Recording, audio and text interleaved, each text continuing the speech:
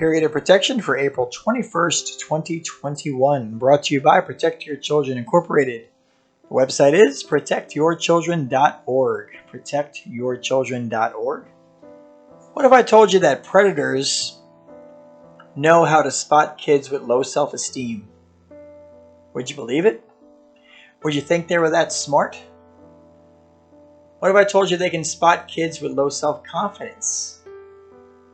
Kids that are needy? Kids that have an emotional void in their life? Would you believe it? Or would you think it was just the creepy guy down the road with the long trench coat? Or the arrested sexual predator who lives 2 blocks over, and you tell the kids, don't go near that person's house?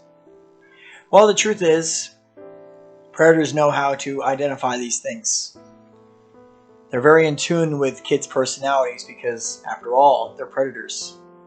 And they spend most of their time observing and studying kids.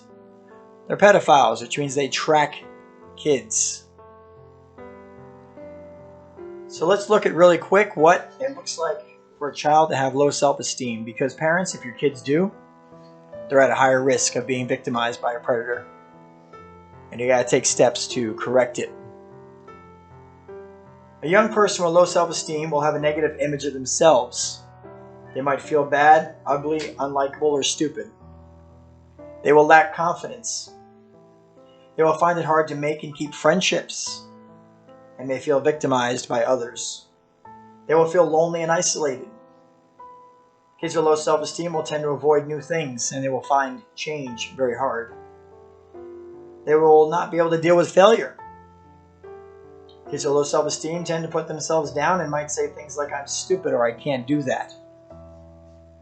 Kids with low self-esteem are not proud of what they achieve, and they always think they could have done even better. And kids with low self-esteem are constantly comparing themselves to their peers in a negative way.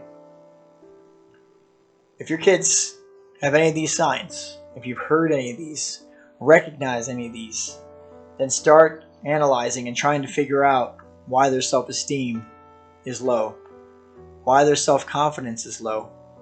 What is leading to that? Are they blaming themselves for something? Are they carrying around like false guilt for something? Or maybe they did something wrong and they're carrying around true guilt and they haven't let go of it. Find out the reasons. Because low self-esteem, low self-confidence can make them victims of predators. And parents, it's up to you to be able to spot these things. You spend the time with your kids. You know. So identify them. Once you find out what it is, you need to talk to your kids about it. If you need to seek counseling for them, do that. Seek out someone in the church, a professional, or whatever it is that you need to do. Or simply reassure the kids that they are important, that they are loved. Point out stuff to them that's not their fault, if something truly wasn't. Show them lots of love. Compliment them more on the good things they do than the bad.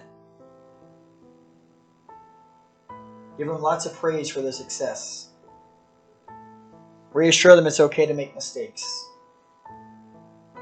Reassure them it's okay that they're not perfect and that you love them anyway because they're important and they're precious. Some of the simple steps you can take to help keep your kids safe from predators.